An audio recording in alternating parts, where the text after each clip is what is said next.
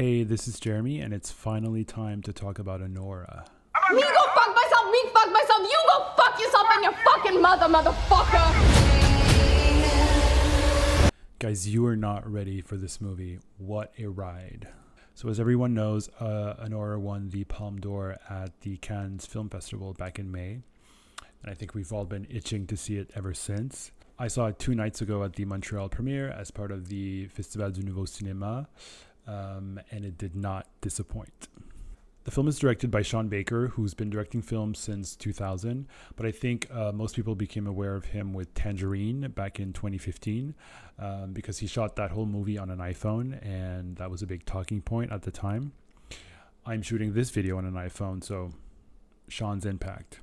Since Tangerine, he's directed The Florida Project, which got Willem Dafoe a Best Supporting Actor nomination at the Oscars, and then he did Red Rocket, which starred Simon Rex, whose solo work was very important to me as a teenager. So Anora is about a stripper slash sex worker named, you guessed it, Anora. It is the titular role! No. But she goes by Annie. And she gets this Russian kid client at the club that she works at, and she finds out that he's loaded, so she agrees to see him outside of the club as well. And then one thing leads to the next, and they end up getting married in Las Vegas on a whim. I also got married in Las Vegas, not on a whim, so this was quite triggering for me. And then once they get back to New York, the kid's handlers, because his parents are still in Russia, they find out what happened, and then they do what they have to do to get this marriage annulled. And that's all I'm going to say because, whoa, shit happens. You do not know this guy. But it's about a young sex worker who marries the son of an oligarch, and her Cinderella fairy tale dream comes true. Until it doesn't. So the movie starts off as like a cute, sexually sort of explicit romantic comedy, and then it turns into like a scary home invasion, and then a thrilling road movie, and it's funny throughout. Like most of my favorite movies and the kind of films that I really enjoy, there's some tone switching here. So my favorite movie of all time is Paul Thomas Anderson's Boogie Nights. And there's scenes in that movie that are hilarious, and then there's super dramatic scenes, and then there's action scenes, and then there's scary, suspenseful scenes. You get everything in that movie, like real life. I always say that, humor is very important, no matter, even if you're covering very serious subject matter, humor is vital because, we all rely on it to cope. We all rely on it to get by on a daily basis, sometimes hourly basis. So films that don't inject humor, I find to be false. So, yeah. Another great example of this is the movie Ghost from 1990, starring Demi Moore and Patrick Swayze and Whoopi Goldberg, who won an Oscar for it. So in this movie, there's romance, there's comedy, there's scares, there's drama, there's sadness, and there's science fiction. You get it all. So as you can imagine with the synopsis of Anora, a lot of crazy shit happens. The movie takes you on this wild ride where you're never really sure what you're going to get from one minute to the next. It's kind of intoxicating, like you're on the edge of your seat. You can't take your eyes off the screen. And like The Apprentice that I reviewed a few days ago, this is also a film that lives and breathes by its central performance, and what a performance that is. Mikey Madison as Anora is a revelation.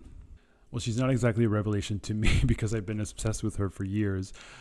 Most people first saw her in Tarantino's Once Upon a Time in Hollywood.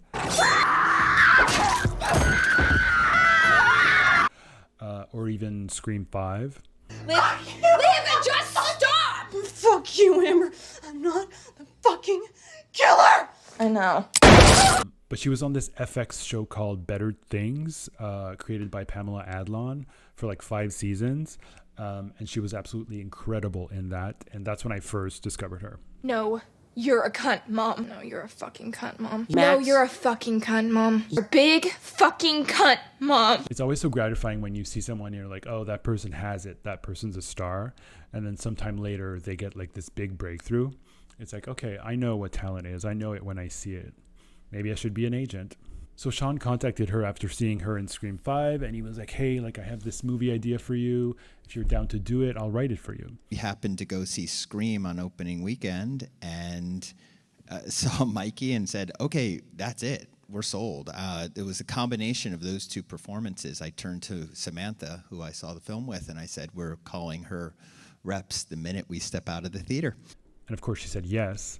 And then a year later, they were on the set of Anora. Can you fucking imagine? Like, side note, Sean, I'm available if you want to write a movie for me.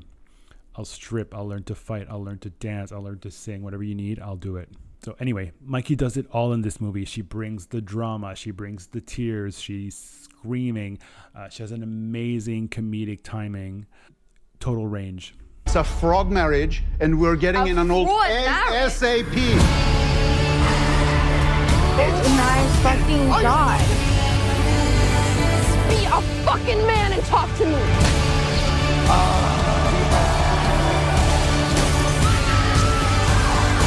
So one thing I know for sure is that Miss Mikey Madison is going to get a Best Actress nomination at the Oscars.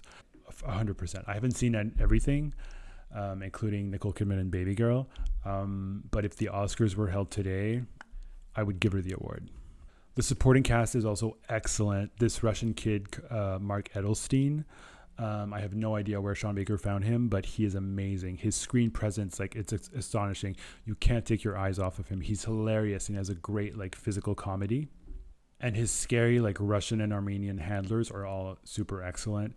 They come in the second half of the movie, and they all have such different personalities, and they're all funny and scary. It's so fun to see Mikey playing off of them as well. In terms of how the movie looks, like, the cinematography is great by Drew Daniels. There's so many, like, iconic shots in this movie, like when Anora and Ivan are in downtown Las Vegas, and then there's a shot where, like, Anora and the Russians are, like, walking on the boardwalk that looks amazing. And Sean Baker edits all his movies.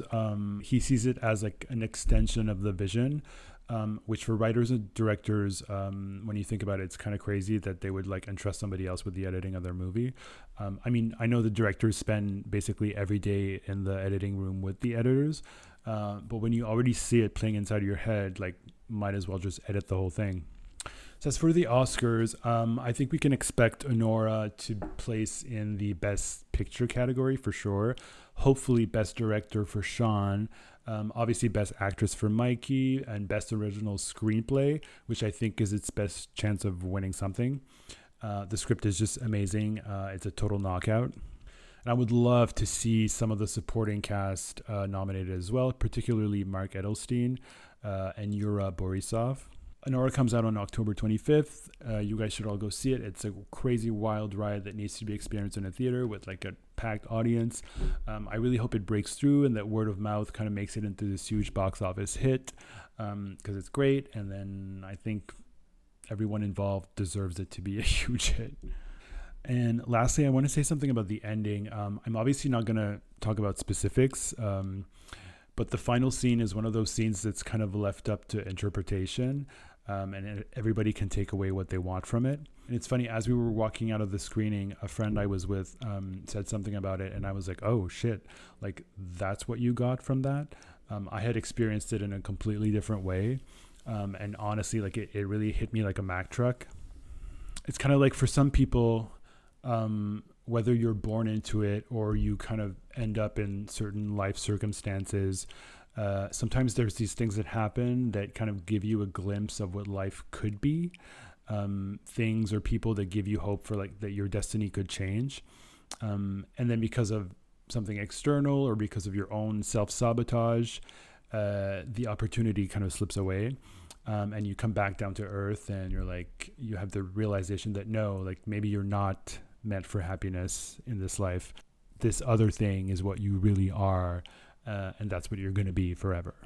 I'm trying to be as vague as possible, but, like, whatever I just described, that hit home for me, and I haven't been able to, like, stop thinking about it since. Different opinions on the ending, and I often find that it's kind of a reflection of the person themselves, of how they feel the ending or why she does what she does. So I don't know, I hope that whatever people feel, they feel it very strongly. Anyway, go see Anora. It's amazing, and I can't wait for Anora to be at the top of the most popular baby name list in 2025.